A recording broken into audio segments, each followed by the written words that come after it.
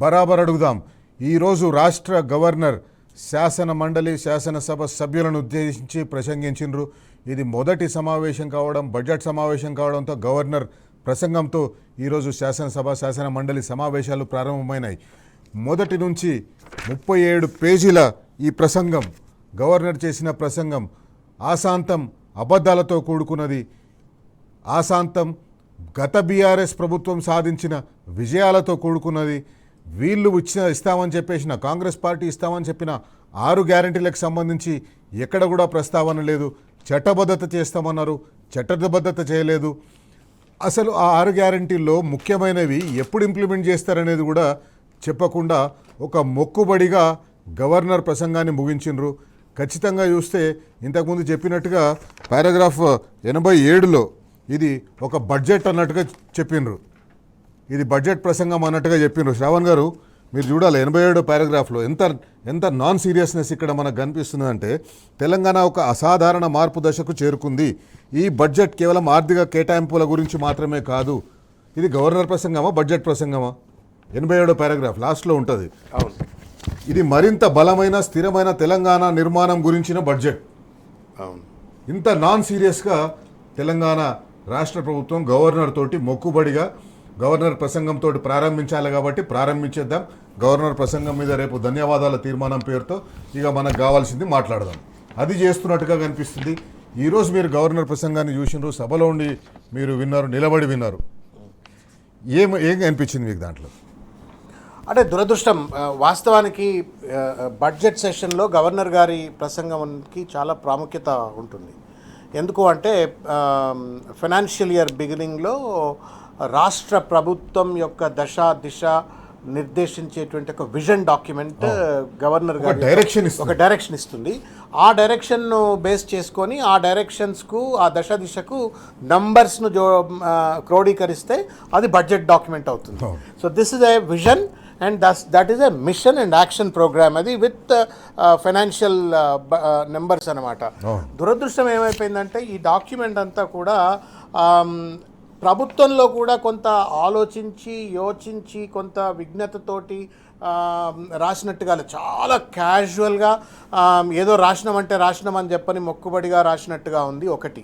రెండవది, గవర్నర్తో అన్ని అబద్ధాలు ఆడించిండ్రు అనేటువంటిది స్పష్టంగా కనబడతా ఉంది. మూడవది, ప్రతి అంశాన్ని కూడా చాలా క్యాలెస్గా, ఒక లెక్కపత్రం లేకుండా ప్రజలు మళ్ళా దీన్ని ప్రశ్నిస్తారు కదా అనేటువంటి ఒక కనీస భయం లేకుండా, ఎక్కడ కూడా నంబర్స్ ఇవ్వకుండా జాగ్రత్త పడ్డారు. అవును, ఎక్కడ కూడా నెంబర్స్ ఇవ్వకుండా జాగ్రత్త పడ్డారు. బట్ ఎక్కడైతే నెంబర్లు ఇచ్చిండ్రో వాటిని కూడా జస్టిఫికేషన్ చేసుకునేటువంటి ఒక పరిస్థితిలో లేరు.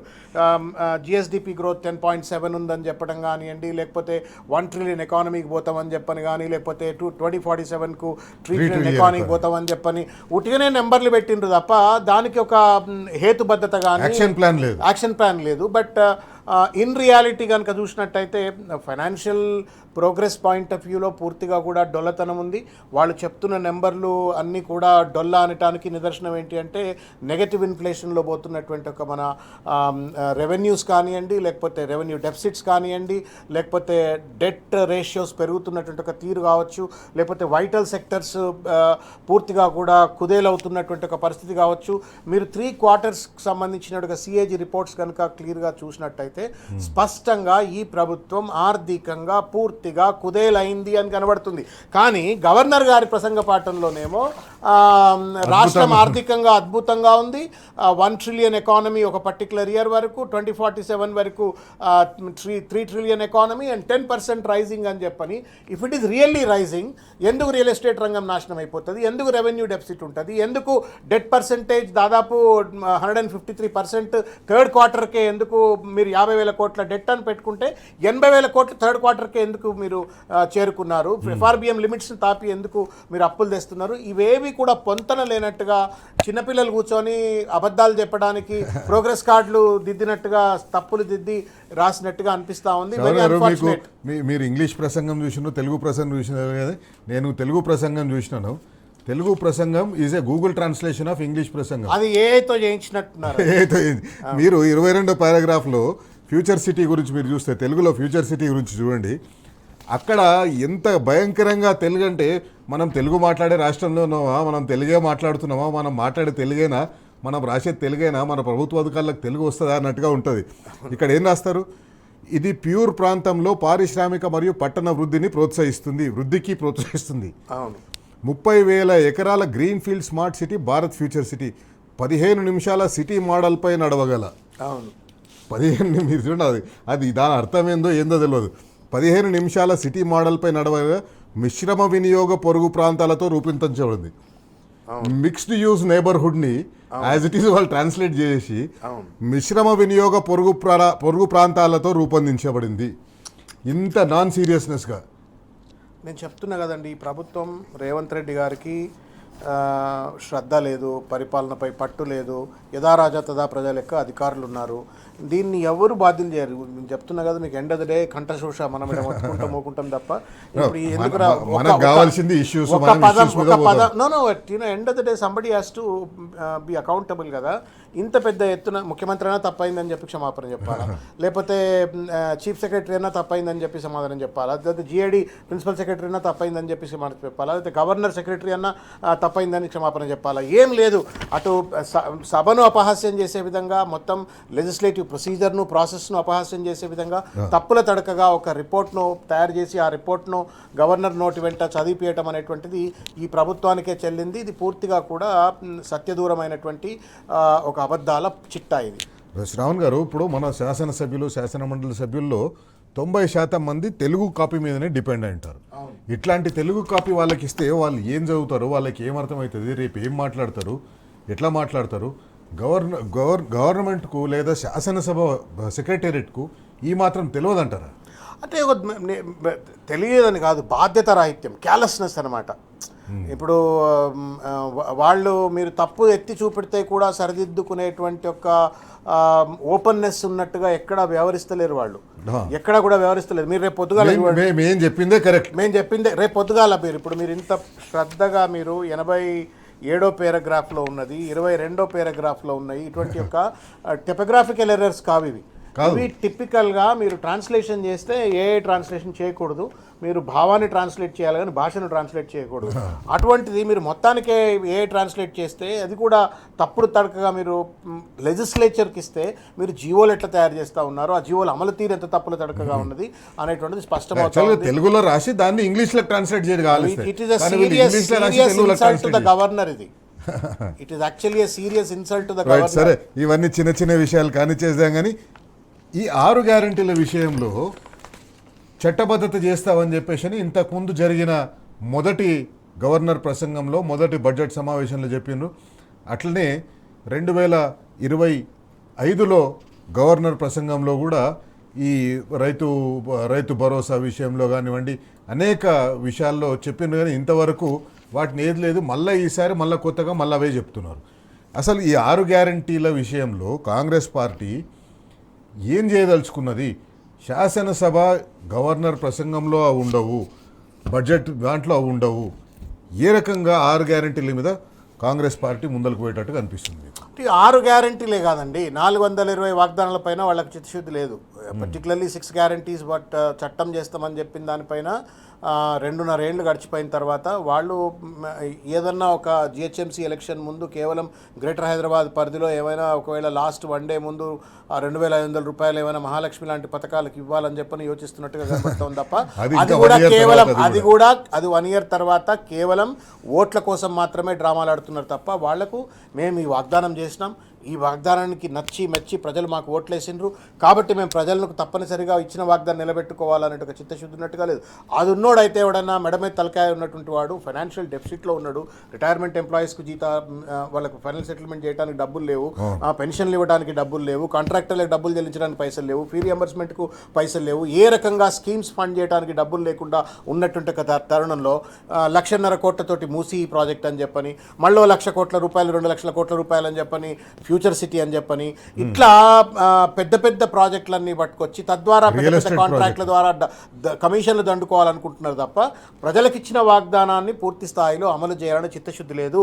ఇవాళ ఎంత దురదృష్టం అంటే శివప్రతాప్ శుక్లా గారు very senior most personality of the Bharatiya Janata party, పెద్ద నాయకుడు ఆయన, సీనియర్ మోస్ట్ RSS లో పనిచేసినారు, తర్వాత చాలా పెద్ద నాయకుడు. అటువంటి నాయకుడితో ఇన్ని అబద్ధాలు ఆడిపిస్తే ఎట్లా చెప్పురి? ఆయన పాపం వచ్చిండు 2 రోజులు కుర్చీలు సరిగా సర్దుకొని కూడా సర్దుకోక ముందే ఆయనను ఎంప్లాయ్మెంట్ మేము 60-70 ఉద్యోగాలు ఇచ్చేసినాం అని చెప్పని ఆయనతోటి చదివిపిస్తుండే. కనీసం ఈవెన్ ఫర్ క్రాస్ ఇదే 67,000 ఉద్యోగాలు ఇచ్చినామని పోయిన గవర్నర్ ప్రసంగంలో కూడా చెప్పించింది. కరెక్ట్. ఆ గవర్నర్ ప్రసంగానికి ఈ గవర్నర్ ప్రసంగానికి ఒక జాబ్ కూడా పెరగలేదు, ఏం పెరగలేదు, జాబ్ పెరగలేదు. పోగా కేవలం ఈయన ఇచ్చింది 12,000-15,000 ఉద్యోగాలు మాత్రమే నోటిఫికేషన్లు ఇచ్చిండ్రు, అది కూడా రివైజ్ నోటిఫికేషన్లు. మనం ఇచ్చిన నోటిఫికేషన్కు ఒక 5,000 కలిపి మొత్తం 15,000 నోటిఫికేషన్లు ఇస్తే దానికి 50,000 ఉద్యోగాలు కేసీఆర్ గారు గుర్తించి నోటిఫికేషన్లు ఇచ్చి రిక్రూట్మెంట్ ప్రాసెస్ అంతా కండక్ట్ చేసినటువంటి దాన్ని తన ఖాతాలో వేసుకొని వాళ్ళ ప్రజలను మభ్యపెట్టే ప్రయత్నం చేసినారు. ఇది పూర్తిగా కూడా ఒక అబద్ధపు చిట్టాను ఇంతకుముందు చెప్పినట్టుగా. ఇది మిస్లీడింగ్ డాక్యుమెంట్.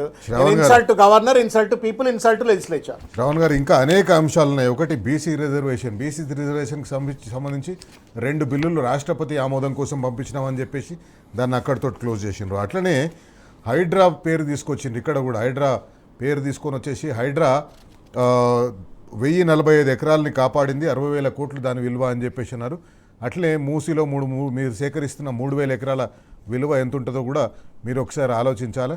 రాష్ట్ర గవర్నర్తో చెప్పించిన అబద్ధాల మీద రాష్ట్ర గవర్నర్ భుజం మీద తుపాకీ పెట్టి మీరు చేయాలనుకున్న తప్పులన్నింటినీ కూడా ఆయనతో చెప్పించినట్టుగా హైడ్రా విషయంలో కానివ్వండి, మూసీ రీజువేనేషన్ విషయంలో కానివ్వండి, మెటర్నల్ మోర్టాలిటీ రేట్ తగ్గుదల విషయంలో కానివ్వండి, టిమ్స్ ఆసుపత్రుల నిర్మాణం అయితే 11,000 కోట్ల రూపాయలు ఖర్చు చేస్తున్నాం టిమ్స్ హాస్పిటల్ నిర్మాణం కోసం, వరంగల్లో హాస్పిటల్ నిర్మాణం కోసం అంటున్నారు. ఈ 11,000 కోట్ల రూపాయలు కూడా బీఆర్ఎస్ పార్టీ అధికారంలో ఉన్నప్పుడు ఖర్చు పెట్టిన పైసలే. వాళ్ళు నిర్మించిన బిల్డింగ్లే అవి. 90% పూర్తయినాయి, మిగతా 10% మాత్రమే పైసలు పెట్టి కట్టాలి, కానీ అది మేమే మొత్తం కడుతున్నట్టుగా వాళ్ళు అక్కడ చూపిస్తున్నారు. అట్లాగే హైడ్రా విషయంలో శ్రావణ్ గారు, హైడ్రా 1045 ఎకరాలు కాపాడింది, దాని విలువ 60,000 కోట్లు అంటారు. మరి ఈ లెక్కన మూసీ ఫేజ్ 1కి 3,000 ఎకరాలు తీసుకుంటున్నారు, దాని విలువ కనీసం 2 లక్షల కోట్లను ఉండాలి కదా. మరి వాళ్ళు మూసీ ఫేజ్ 1 రిజువినేషన్ ప్రారంభ దశలో ఉంది అని చెప్పేసి అంటారు, కానీ ఎక్కడ కూడా దానికోసమే ఇన్ని ఎకరాలను సేకరిస్తున్నాము, ఇంతమందిని డిస్ప్లేస్ చేస్తున్నామని ఎట్లా చెప్పారు, కానీ ఎక్కడ కూడా ఇన్ని వేల ఎకరాలను సేకరిస్తున్నామని చెప్పేసి చెప్పలేదు వాళ్ళు. మొదటి పాయింట్. రెండోది, బీఆర్ఎస్ పార్టీ అధికారంలో ఉన్నప్పుడు నిర్మించిన STPలు 45 పనిచేస్తున్నాయని చెప్పిండ్రు, అదేదో వీళ్ళే చేసినట్టు. ఇంకా 39 నిర్మాణంలో ఉన్నాయని చెప్పిండ్రు. ఆ 39 నిర్మాణ పనులు కూడా బీఆర్ఎస్ అధికారంలో ఉన్నప్పుడు స్టార్ట్ అయినా, ఒకటి కూడా వీళ్ళు వచ్చిన తర్వాత స్టార్ట్ కాలేదు, ఒక STP కూడా. అది కేటీఆర్ గారు మొన్ననే చెప్పిండ్రు కూడా బహిరంగ పబ్లిక్ పాయింట్లో. అమృత్ పథకం కింద పెట్టాలని చెప్పేసి అప్పుడు హర్దీప్ సింగ్ పురి గారు మినిస్టర్ ఉంటే ఆయన పోయి కలిసినాము, ఆయనతో శాంక్షన్ చేయించుకున్నాము, మిగతా 39 కూడా నిర్మాణంలో ఉన్నాయని ఆయనే చెప్పింది. ఇప్పుడు వీళ్ళేం మొత్తం మేమే చేసినామని చెప్తున్నారు. అంటే గవర్నమెంట్స్ ఎంత అంటే రేవంత్ రెడ్డి అబద్ధాల పునాదుల మీదనే రాజకీయం చేసినాడు, అబద్ధాలతోటి అధికారంలోకి వచ్చినాడు. కాబట్టి అలా అదే అబద్ధాలను గవర్నర్ తోటి కూడా మాట్లాడిపించినారు. హైడ్రా విషయంలో ఆయన ఏదైతే ఇన్ని వేల ఎకరాలు మేము సేవ్ చేసినాము, లేకపోతే ఇన్ని వేల కోట్ల రూపాయలు విలువ చేసే ఎసెట్స్ను కాపాడినామని చెప్తా ఉన్నారు. హైడ్రా పేరు మీద ఎన్ని వేల కోట్ల రూపాయలు రేవంత్ రెడ్డి గారు కబ్జా చేసినారు, ఎన్ని వేల కోట్ల రూపాయలు దండుకుంటూ లెక్కలు కూడా గవర్నర్ గారితో చెప్పిస్తే బాగుంటుండే. ఇవాళ హైడ్రాను ఒక ప్రైవేట్ ఆర్మీగా వాడుకుంటూ వాళ్ళకి ఇష్టం ఉన్నటువంటి, వాళ్లకు లొంగిపోయినటువంటి, వాళ్ళ కమిషన్లు ఇచ్చినటువంటి ఒక రియల్ ఎస్టేట్ వ్యాపారుల బిల్డింగ్లు కూలవు, వాళ్ళ భూములు కబ్జా కాబడవు. కానీ పేదలు, మధ్యతరగతి వాళ్ళు, లేకపోతే వాళ్ళ కమిషన్లకు ఇవ్వకుండా కొంత మేము కూడా లీగల్గా ఫైట్ చేస్తాము, మాకు లీగల్ రైట్ ఉందన్నటువంటి వాళ్ళవి మాత్రం ఇవాళ ఫోర్సిబుల్గా ఎక్వైర్ చేసి లీగల్ రైట్ ఉన్నా కూల్చేసి ఇవాళ వాళ్ళు ఏదో ఘనపాటి అని చెప్పినట్టుగా ఇవాళ హైడ్రాను ఒక మహమ్మారిగా మార్చేసి ఇవాళ హైదరాబాద్ ప్రజలను, తెలంగాణ ప్రజల్ని ఇవాళ భయభీతులకు గురి చేస్తూ దోపిడీ వ్యవస్థను హైడ్రా ద్వారా రేవంత్ రెడ్డి గారు కొనసాగిస్తున్నారు. గవర్నర్ గారికి బహుశా తెలిసి ఉండదు అదంతా, పాపం ఆ స్క్రిప్ట్ ఇచ్చి ఉంటారు, ఆయన చదువుంటాడు. But the fact the matter is Hydraa today is a monster. A biggest monster. Bulldozer raj, ఆయన కూడా బుల్డోజర్ రాజ్కెళ్ళి వచ్చిండు. ఆయన బుల్డోజర్ రాజ్కెళ్ళే వచ్చినాడు కాబట్టి రెండు మూడు రోజులు అయితే అర్థమవుతుంది. ఇదేం రా నాయన మీరేదో మా యూపీ యోగి ఆదిత్యనాథ్ మీరు ఎమ్యులేట్ చేస్తున్నట్టున్నారు, ఆయనకు మించిపోయినట్టున్నారు అని చెప్పని ఆయన కూడా గుర్తెరిగేటువంటి ఒక పరిస్థితి ఏర్పడుతుంది. ఇక మీరు మూసీ విషయానికి వచ్చినట్టయితే మూసీలో కూడా దాదాపు 1,50,000 కుటుంబాలను ఇవాళ విధ్వంసం చేసే పరిస్థితి తీసుకొస్తా ఉన్నారు. తర్వాత 1,000 ఎకరాల భూములను కబ్జా చేస్తా ఉన్నారు. ఫేజ్ 1లోనే 3,000 ఎకరాలు అంటే దాదాపు వాళ్ళు హైడ్రాకు వాళ్ళు వేసిన లెక్క ప్రకారమే అది 2 లక్షల కోట్ల పైన ఉంటుంది. అవును, 2 లక్షల కోట్ల పైన ఉంటుంది. అది పేద బడుగు బలైన వర్గాలు మధ్యతరగతి వర్గాల నుంచి గుంజుకుంటున్న భూమి, 2 లక్షల కోట్ల విలువైన భూమి. అయితే ప్రాబ్లం వల్ల ఏంటంటే అండి, ఇప్పుడు మూసీ రిజర్వేషన్ ప్రాజెక్టు గురించి, గాంధీ సరోవర్ ప్రాజెక్టు గురించి అంత పెద్దగా బడ్జెట్లో మాట్లాడినటువంటి వాళ్ళు దానికి నిధులకే ఎక్కడి నుంచి సమకూరుస్తాము అనేటువంటి ఒక మాట ఎక్కడా కూడా మాట్లాడలేదు వాళ్ళు. దానికి సూత్రప్రాయంగా కూడా లేదు. నాకున్నటువంటి ఒక సూత్రప్రాయ అభిప్రాయం ఏంటి అంటే, రానున్న రోజుల్లో మన మూసీని అదానికో అంబానీకో కట్టబెడతాడు. దీన్ని పబ్లిక్ ప్రైవేట్ పార్ట్నర్షిప్ ఈ విల్ ట్రై, ఇక్కడ లోన్ పోతున్నా అక్కడ లోన్ పోతున్నా అని చెప్పని అంటాడు, ఏడీబీ అంటాడు, వరల్డ్ బ్యాంక్ అంటాడు, ఇంకోటి అంటాడు, ఎవడు లోన్లు ఇవ్వడు. ఎందుకంటే ఈయన అన్నాడు కదా, నన్ను చెప్పులు దెంగ లెక్క చూస్తున్నారు, ఎవడు పైసలు ఇస్తున్నాడని చెప్పని.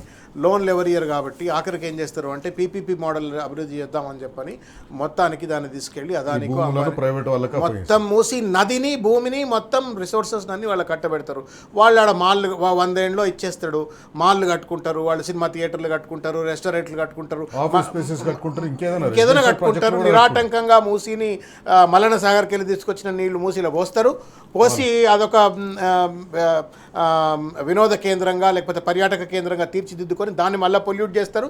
అట్లా అదాని అంబానీలకు కోట్ల రూపాయలు దండుకునేందుకు మన భూమిని కట్టబెట్టేటువంటి ఒక కుట్ర జరుగుతుంది. ఇది నేను అస్ట్రాలజికల్ స్పెక్యులేషన్ కాదు, మీరు రాసి పెట్టుకోండి. ఒక రోజా 2 రోజులా లేకపోతే 1 నెల 2 నెలల తప్పనిసరి సంవత్సరాలు ఈ ప్రభుత్వ పనితీరుని దగ్గర నుంచి గమనిస్తే ఎవరైనా కూడా చెప్పొచ్చు ఇది this project is going to be in the hands of Adani or Ambani, or లేకపోతే అదాని అంబానీ లాంటి వాళ్ళు ఎవరైనా ఉంటే వాళ్ళ చేతి కన్నా పోతుంది. ముఖ్యమంత్రి గారికి ఉన్నాయి కదా కేఎల్ఎస్ఆర్ లాంటి చాలా సంస్థలు ఉన్నాయి. ఇప్పుడు ఆయన ప్రాపకంలో ఉన్న సంస్థలు కూడా పెద్ద పెద్ద ఉన్నాయి. కాబట్టి మన మూసీని మన తరతరాల నుండి వస్తున్నటువంటి ఒక వారసత్వ ఆస్తిని దాన్ని తీసుకెళ్ళి ప్రైవేట్ వాళ్లకు కట్టబెడతాడు. ఈయన దగ్గర డబ్బులు లేవు, డబ్బులు తెచ్చే కెపాసిటీ లేదు, ఇది ప్రైవేట్ వాడికి కట్టబెడతాడు, తద్వారా కమిషన్లు దండుకుంటాడు. రైట్. శ్రావణ్ గారు, బీసీ రిజర్వేషన్ల మీద మీరు చాలా పోరాటం చేసిండ్రు, ఢిల్లీ వరకు పోయి కోర్టుకు కేసులు కూడా చూసిండ్రు. ఆ మూసీ రిజర్వేషన్లకు సంబంధించి కూడా గవర్నర్ గారు ఏం చెప్తారంటే, ఈ 2 బిల్లులు ఏది ఈ 42% రిజర్వేషన్ కల్పించే వెనుకబడిన తరగతి షెడ్యూల్ కులాల స్థానిక పరిపాలన నిర్ణయం రూపకల్పన వెనుకబడిన తరగతుల అర్థవంతమైన భాగస్వామ్యం ఉండేలా చూసే 2025 తెలంగాణ వెనుకబడిన తరగతుల చట్టం ఉన్నాయి. ఈ 2 బిల్లులు గౌరవనీయులైన భారత రాష్ట్రపతి ఆమోదం కోసం కేంద్ర ప్రభుత్వానికి పంపడమైనది. ఇది తెలంగాణలో న్యాయం మరియు సమానత్వం సాధించే ప్రయత్నంలో ఒక కీలక ఘట్టంగా నిలిచింది అని చెప్తారు. ఇది grand betrayal of Telangana backward class అండి. బీసీ డిక్లరేషన్ పేరు మీద సిద్ధరామయ్యను పట్టుకొచ్చి మభ్యపెట్టి బీసీల ఓట్లు తీసుకొని 200 కోట్ల రూపాయలు ఖర్చు పెట్టి 2 సంవత్సరాల పాటు ఊరించి ఇగ 42 అగ 42 అని చెప్పని ఆయన 42% అన్నప్పుడల్లా పాల ప్యాకెట్ బ్యాచ్లు ఫోటోలు జేబులో పెట్టుకు తిరిగి ఎక్కడికక్కడ పాలాభిషేకాలు చేయించుకొని ఆయనే రేవంత్ గౌడ్, ఆయనే రేవంత్ యాదవ్, ఆయనే రేవంత్ ముదిరాజ్ అని చెప్పని అనిపించుకొని ఆఖరికి 200 కోట్ల రూపాయలు 2 లక్షల మంది ఉద్యోగులు 2 సంవత్సరాల పాటు కాలయాపన చేసి తట్టెడు మట్టి తెచ్చి బీసీల నోట్లో వేసినాడు. ఇది పెద్ద మోసం. మీరు ఆ జీవో పైన వాళ్ళు జీవో 9 పట్టుకొచ్చి ఆ జీవో పైన హైకోర్టులో వాదోపవాదాలు జరుగుతున్నటువంటి ఒక ధర్మిలా పెద్ద అడ్వకేట్లను పట్టుకొచ్చి నీ ప్రైవేట్ కేసులకైతే కోట్ల రూపాయలు పెట్టి నువ్వు పెద్ద అడ్వకేట్లను పట్టుకొస్తున్నావు. పెద్ద అడ్వకేట్లను పట్టుకొచ్చి డిఫెండ్ చేసి ఆ జీవో 9 నువ్వు 42% రిజర్వేషన్ ప్రొటెక్ట్ చేయవలసిన ఒక బాధ్యత ఉండంగా, వెసులుబాటు ఉండంగా దాన్ని పక్కన పెట్టి కోర్టులో కేసు పెండింగ్ ఉండగా నువ్వు జీవో 46 పట్టుకొచ్చేసి ఆ ఉన్న కాస్త రిజర్వేషన్స్ను 17% కుదించి బీసీల నోట్లో శాశ్వతంగా మన్ను కొట్టినారు. In fact it's a biggest joke, అంటే క్రూడ్ జోక్ అంటాం చూసినారా మనం, అపహాస్యం, రెడిక్యులస్. ఈయన మీ కేంద్ర ఇచ్చేది బీసీలకు అన్నటువంటి ఒక రీతిలో ఆ 42% రిజర్వేషన్ డ్రామా మాత్రం it's the biggest betrayal, biggest joke, biggest మాకరీ అండి. దానికి తగ్గ మూల్యం మాత్రం ఎన్నడో నాడు తప్పనిసరిగా చెల్లించుకోవాలి తప్పదు. దాంట్లో కూడా ఇవాళ చెప్తా మీకు నేను, బీసీ సప్లాన్ అని చెప్పినారు. అవును. బీసీ సప్లాన్కు సంబంధించింది ఊసే ఎత్తట్లేడు. బీసీ సప్లాన్ కైసం అయితే ప్రెసిడెంట్ ఆఫ్ ఇండియా అసెంట్ అవసరం లేదు. It's an intent of the finance minister and the chief minister, cabinet అప్రూవల్తో అయిపోతుంది. ఎందుకు చేయట్లేడు? తర్వాత ఎంబీసీకి సపరేట్ మినిస్ట్రీ ఇస్తా అని చెప్పని బీసీ డిక్లరేషన్లో పెట్టిండ్రు, ఎందుకు చేయలేకపోతున్నాడు? బీసీ కేటగరైజేషన్ చేస్తా లోకల్ బాడీ ఎలక్షన్స్లో అని చెప్పిండు. నువ్వు 42% ఇవ్వలేకపోయినా ఉన్న దాంట్లోనైనా నువ్వు కేటగరైజేషన్ చేస్తా అని చెప్పిన దానైనా అమలు చేసే అవకాశం ఉంటుండే, అది చేయలేదు. తర్వాత చెప్పుకుంటూ పోతే బీసీలకు 42% కాంట్రాక్ట్లలో రిజర్వేషన్ ఇస్తా అని చెప్పిండు, అది ఇచ్చిన దాఖలాలు లేవు. ఆ తర్వాత 10 లక్షల రూపాయలు బీసీలకు అన్ఎంప్లాయిడ్ యూత్కు ఎంటర్ప్రినర్షిప్ కోసం అని చెప్పని, సెల్ఫ్ ఎంప్లాయ్మెంట్ కోసం అని చెప్పని లోన్స్ ఇస్తామని చెప్పిండ్రు, అది ఇవ్వలేదు. ఇవాళ 10,000 కోట్ల రూపాయల లిస్ట్ చాలా పెద్దగా ఉంది. ఈయన చేస్తామని చెప్పినవి చేయనివి అది చదువుకుంటూ పోతే మనం ఈ కార్యక్రమాన్ని ఇట్లే రేపు సాయంత్రం వరకు కూడా అన్ని అబద్ధాల చిట్టా అని చెప్తున్నాం. ఒక చిన్న బ్రేక్ తీసుకుందాం. బ్రేక్ తర్వాత బరాబర్ అడుగుదాం. గవర్నర్ ప్రసంగంపై ముఖ్యమంత్రి గవర్నర్ తోటి చెప్పించిన అబద్ధాల గురించి బరాబర్ అడుగుదాం. గవర్నర్ ప్రసంగంలో రైతు సంక్షేమం గురించి మాట్లాడుకుంటా ఏ ఒక్క దగ్గర కూడా గత వానాకాలంలో మేము రైతు భరోసా ఇచ్చినామని చెప్తారు, కానీ గత వానాకాలం తర్వాత మళ్ళొక కొత్త సీజన్ వచ్చింది. ఆ కొత్త సీజన్ రైతు భరోసా ఎంతవరకు ఇయ్యలేదు, రైతు భరోసా గురించి ఉండదు. ధాన్యం ఉత్పత్తి చాలా ఎక్కువ జరిగింది, మేముండగానే జరిగింది అన్నట్టుగా చెప్తారు. ఈ ధాన్యం ఉత్పత్తి 2023-24 ఫిగర్సే చెప్తున్నారు ఈ గవర్నర్ ప్రసంగంలో కూడా. అట్లనే బోనస్, సన్న వడ్లకు మేము బోనస్ ఇస్తున్నామంటారు. ముఖ్యమంత్రి గారు ఎంత ఇచ్చిండ్రో కూడా ఆయన కూడా తెలియనట్టుంది. ఆ నంబర్ మాత్రం చెప్పలేదు. 500 రూపాయలు బోనస్ ఇస్తున్నామని చెప్పేసి చెప్తారు అంతే. ఎంత ఇచ్చినాము, వాల్యూమ్ ఎంత, దాని పైసలు ఎంత అనేది ఎక్కడా చెప్పలేదు. ఎందుకంటే వాళ్ళు ఇచ్చింది ఏందో ముఖ్యమంత్రి గారికే తెలియదు. మొన్న ఒక సందర్భంలో ఆయన్నే అన్నారు, రుణమాఫీ చేసినాం, ఎంత వచ్చిందో నాకే తెలియదు, రైతు భరోసా ఇచ్చినాం, ఎంత ఇచ్చినామో నాకే తెలియదు. ఇట్లా ఈ బోనస్ కూడా ఎంత ఇచ్చినారో ముఖ్యమంత్రి గారికి తెలియనట్టుంది. అందుకే గవర్నర్ గారికి ఆ నంబర్ ఇవ్వలేదు, గవర్నర్ గారితో నంబర్ చెప్పించలేదు. శ్రావణ్ గారు, ఇప్పుడు మొత్తం అన్ని ఫిగర్స్ ఏవి చూసినా కూడా, పంట దిగుబడికి సంబంధించిన ఫిగర్స్ ఏవి చూసినా కూడా 2024-25 నుంచి గ్రోత్ ఉన్న నంబర్స్ ఏం కనిపిస్తలేవు. 2023-24 వరకు వచ్చినాయి. ఇప్పుడు ఉదాహరణకు మెటర్నల్ మోర్టాలిటీ రేట్లో వాళ్ళు ఇచ్చిన నంబర్స్ ఇవి 23-24 నంబర్స్ ఇవి. 24-25 ఏమైంది, 25-26 ఏమైంది, ఎక్కడ కూడా చెప్తలేరు. అన్నీ బీఆర్ఎస్ పార్టీ ప్రభుత్వంలో ఉన్నప్పుడున్న నంబర్లను వాడుకొని మాత్రమే ఈ ప్రజలకు చెప్పే ప్రయత్నం చేస్తున్నారు. అంటే వాళ్ళు ఈ 2 ఏళ్లలో వాళ్ళు నిర్దిష్టంగా సాధించిన విజయాలు ఏమీ లేవండి వాళ్ళ దగ్గర. వాళ్ళు ఏమన్నా ఉన్నాయంటే ప్యూరు రేరు అని చెప్పని ప్రజలను మభ్యపెట్టే ప్రయత్నము, RRR అని చెప్పని మభ్యపెట్టే ప్రయత్నము, లేకపోతే ఫ్యూచర్ సిటీ అని, మూసీ ప్రాజెక్ట్ అని, ఇట్లా లేకపోతే missing land event, missing land అంటే మిస్ వరల్డ్ ఈవెంట్ కూడా మెన్షన్ చేయించింది. మిస్సింగ్ ల్యాండ్ కూడా అలా పాపం అది కూడా రాయాలి. పాపం ఆ పిల్ల మేఘి, ఆ పిల్ల పాపం బ్రిటిష్ అమ్మాయి వచ్చి అక్కడ పోయి ఏం మాట్లాడిందో అది కూడా చెప్పించుంటే బాగుంటుండే. సో ఇటువంటివి తప్ప వాళ్లకు నిర్దిష్టంగా ప్రజల జీవితాల్లో వెలుగులు నింపినటువంటి ఒక్క పథకం లేదు. వాళ్ళు చేసిందల్లా ఒకటి బస్సుల ద్వారా మహిళలకు బస్సులు అని చెప్పని ఆటోల కార్మికుల నోట్లో మన్ను కొట్టినారు. తర్వాత వాళ్ళు నిర్దిష్టంగా కొన్ని రేషన్ కార్డులు ఏదో ఇచ్చినారు. కొన్ని దుర్మార్గం అంటే నిరుద్యోగులకు సంబంధించి ఎక్కడ కూడా లేదు. జాబ్ క్యాలెండర్ మర్చిపోయినారు. పోయినసారి జాబ్ క్యాలెండర్ అనేది ఈసారి జాబ్ క్యాలెండర్ మర్చిపోయింది. అది కూడా ఎగిరిపోయింది పూర్తిగా. ఇంకా కొన్ని రోజులు ఇట్లే పోతే అసలు నిరుద్యోగుల వాళ్ళెవరు అనే పరిస్థితి తీసుకొస్తారేమనిపిస్తుంది. ఇప్పుడు వాళ్ళను రాజకీయ నిరుద్యోగులు అని చెప్పని, లేకపోతే బీఆర్ఎస్ పార్టీ ప్రేరేపిత శక్తులు అని చెప్పని గ్రూప్ 1 బాధితులను, లేకపోతే GO 46 బాధితులను వాళ్ళందరినీ కూడా ముద్ర వేసి వాళ్ళ అశోక్ నగర్లో అల్లాడుతున్నటువంటి ఒక నిరుద్యోగులందరినీ కూడా రాజకీయ నిరుద్యోగులు అని చెప్పని వాళ్ళ పట్ల అపహాస్యంగా తులనాభావంతో వ్యవహరిస్తూ ఉన్నారు. కాబట్టి నిరుద్యోగులకు కూడా మోసం, ఇందులో రైతులకు మోసం, నిరుద్యోగులకు మోసం, మహిళలకు మోసం, వృద్ధులకు మోసం, రిటైర్డ్ ఉద్యోగులకు మోసం, మొత్తం మీద అన్ని వర్గాల ప్రజలను మోసం చేస్తూ రాసినటువంటి ఒక గవర్నర్ ప్రసంగం ఇది. ఒక ఫ్లాగ్షిప్ ప్రోగ్రామ్స్ అనేవి ఒకటి ఉంటాయి ఒక గవర్నమెంట్ ఉన్నప్పుడు. ఈ గవర్నమెంట్ ఫ్లాగ్షిప్ ప్రోగ్రామ్ ఏందనేది ఇక్కడ తెలుస్తుంది. గవర్నమెంట్ ఫ్లాగ్షిప్ ప్రోగ్రామ్ ఇక్కడ మనకి అదే తెలుస్తుంది ఏంటంటే మూసీ రిజ్యువనేషన్ మా ఫ్లాగ్షిప్ ప్రోగ్రామ్ అన్నట్టుగా మూసీ రిజ్యువనేషన్ మీదనే ఒక 2-3 పారాగ్రాఫ్లు ఉన్నాయి. ఫ్యూచర్ సిటీ మీద ఒక 2-3 పారాగ్రాఫ్లు. పెట్టుబడులు 5,75,000 కోట్ల పెట్టుబడులు ఒప్పందాలు జరిగినాయి తెలంగాణ రైజింగ్ సమ్మిట్లో అని చెప్పేసి అది ఉన్నది. 4 నెలలు అయిపోయింది. ఇప్పటివరకు ఎంతో కొంత మూవ్మెంట్ ఉండాలి కదా దాంట్లో. ఆ మూవ్మెంట్కి సంబంధించిన ప్రోగ్రెస్ ఇక్కడ ఏం కనిపిస్తలేదు. Zero absolute zero. వాళ్లకు ఒక విజన్ లేదు, విజ్డమ్ లేదు, ఒక direction less government, only one direction. ఎంత షార్ట్ టైంలో ఎక్కువగా లూట్ చేసుకోవాలా అన్న దానిపైన మాత్రమే వాళ్ళకు ఒక అవగాహన ఉంది తప్ప ఇంకొకటి లేదు. వాళ్ళ కుటుంబ సభ్యులు, ముఖ్యమంత్రి కుటుంబ సభ్యులు, అందిన చోట మంత్రులు ఎవరికి తోచినట్టు వాళ్ళు ఇవాళ అలీబాబా 40 దొంగల లెక్క ఇవాళ Revanth Reddy and company are looting the state. ఆ లూట్ చేసినటువంటి వాళ్లకు ఎట్లా విజన్ రాస్తారు ఇంట్లో, ఎట్లా ఒక ప్రోగ్రెసివ్ డైరెక్షన్ ప్రజలకు ఇస్తారు, ఎట్లా గవర్నర్ నోట నిజాలు పలికిస్తారు. కాబట్టి వాళ్ళు మోసగాళ్ళు, దోపిడీదారులు, బందిపోట్లు. కాబట్టి ఆ బందిపోట్ల నేతృత్వంలో రాయబడ్డటువంటి ఒక దుర్మార్గమైనటువంటి ఒక అబద్ధాల చిట్టా ఇది. దురదృష్టంగా పెద్ద ఆయన నోట్లో చదివించింది. రాబోయే కొన్ని సంవత్సరాల్లో తెలంగాణలోని పశ్చిమ ప్రాంతం అంటే కొడంగల్ ప్రాంతం పారిశ్రామిక హబ్గా మారబోతుంది. తర్వాత ఇంకొకటి మనం అర్థం, వీళ్ళు మొత్తం కొడంగల్ను ఇండస్ట్రియల్ ఏరియా అంటాడు, తర్వాత అమరావతికి నేను బుల్లెట్ ట్రైన్ అని చెప్పని మాట్లాడతాడు, ఈ గ్రీన్ ఫీల్డ్ రోడ్డు అని అంటాడు. ఇదేదో ఆంధ్రప్రదేశ్ను అమరావతిని అభివృద్ధి చేయడం కోసం ముఖ్యమంత్రి అయినట్టుగా నువ్వు ఆయా ప్రాజెక్టుల గురించి మాట్లాడుతున్నాడు. ఇవాళ ఎడ్యుకేషన్ గురించి దీంట్లో ప్రస్తావన లేదు, హెల్త్ సెక్టర్ని ఎట్లా రివైవ్ చేయాలన్న దాని పట్ల ప్రస్తావన లేదు, అన్ఎంప్లాయ్మెంట్ సెక్టర్ను ఎట్లా రివైవ్ చేస్తామన్న దాని పట్ల ప్రస్తావన లేదు, తర్వాత ఇచ్చిన వాగ్దానాలను చట్టబద్ధం చేసేటువంటి వాటిని పట్ల ప్రస్తావన లేదు.